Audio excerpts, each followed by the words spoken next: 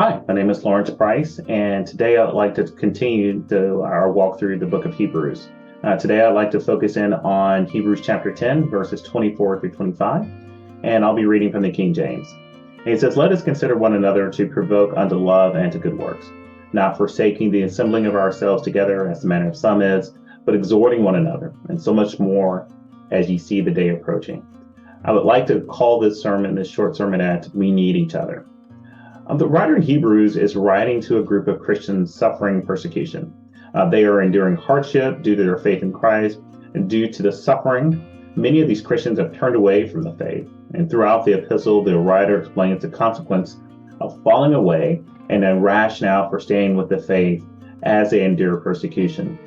As the letter begins to close, the writer begins to offer some advice on how to endure persecution and how to hold on to your faith. And surprisingly, the writer does not mention something that we can do individually. Instead, the instruction requires at least one other Christian to do. We are encouraged to stay connected and to assemble. In our society, it is extremely easy to disconnect and to cocoon ourselves away from others. We can do things virtually or remotely. Furthermore, we can focus on Christian acts such as prayer and Bible study without the presence of others. We can even praise and worship God without others just by listening to recorded music. But in this passage, we are encouraged to stay connected and stay together, to stay in tune with the body of believers.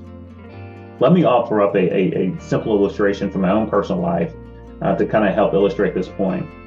When I was a second lieutenant in the Army, I was ready to go to my first duty station, and that was going to be in Fort Hood, Texas.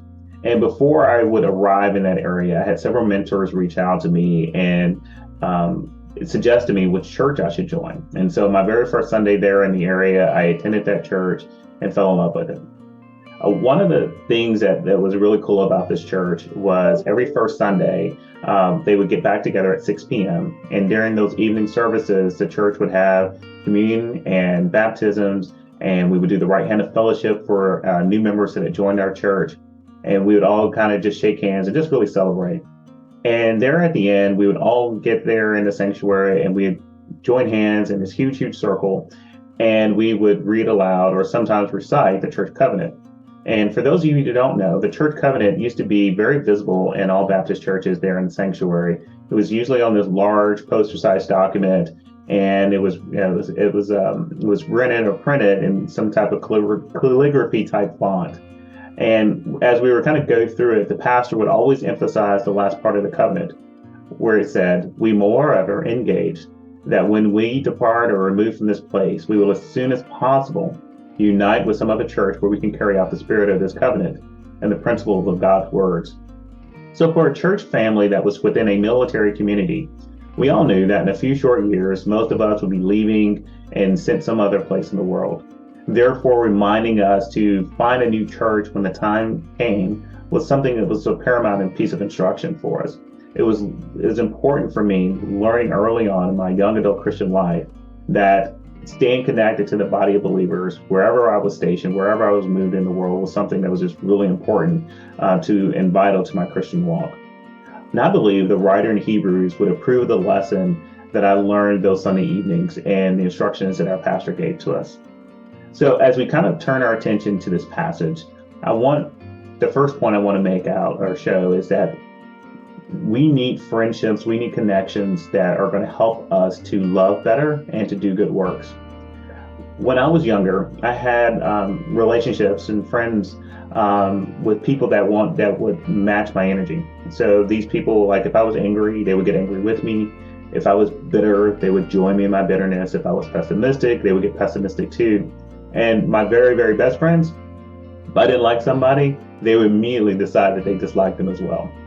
And it took me a while to realize that those relationships really weren't good for me. Instead of having people that matched my energy, I needed friends who would encourage me to match God. So when I wanted to be pessimistic, I needed friends that would offer faith to me. When I wanted to dislike someone, I needed friendships that were going to provoke me to love. And when I wanted to be bitter, I needed someone that was going to offer me hope instead. And when I realized that, I started coaching my friends to be a better friend to me. And of course, for those that changed, I kept. And for those that refuse to change, I started placing some distance between us. And so within the body of believers, there needs to exist a fellowship, a network of relationships that provoke us to love and to do good works.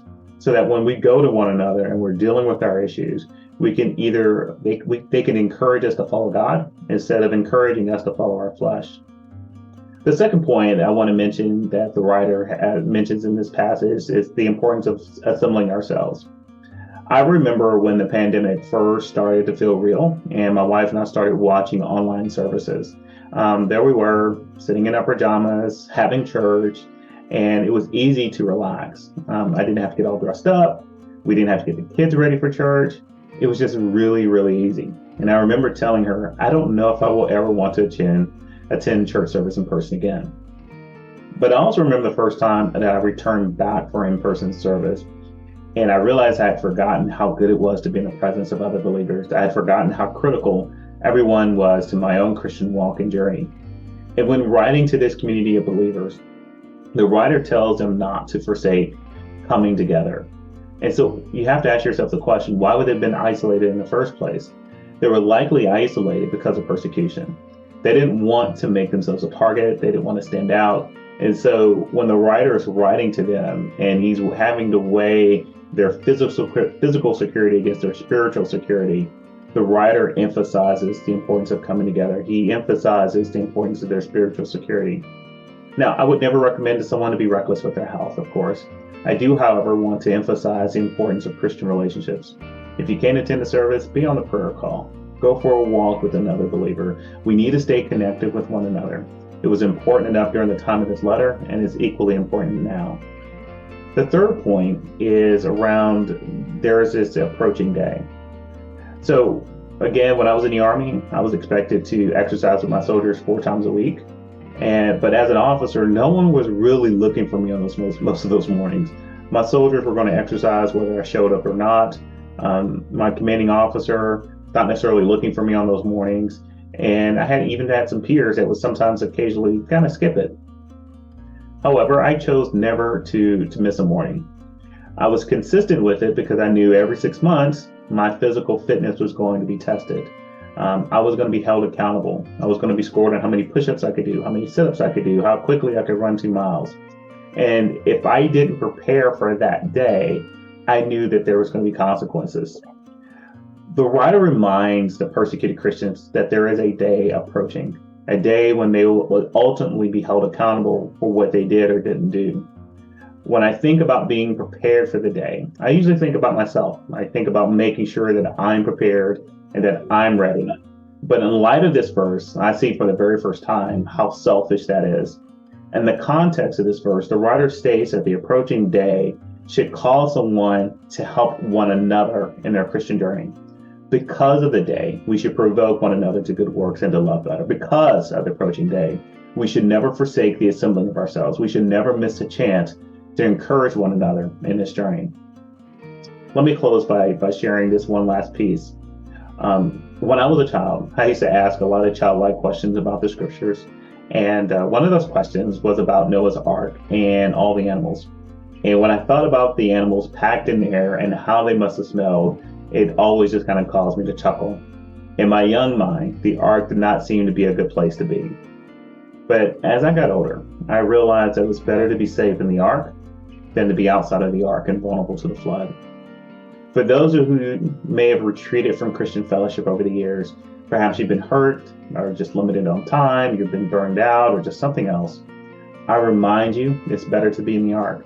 It's better to be in the fellowship of your Christian brothers and sisters. You need us, and we need each and every one of you. May God bless you, and may God keep you. Thank you.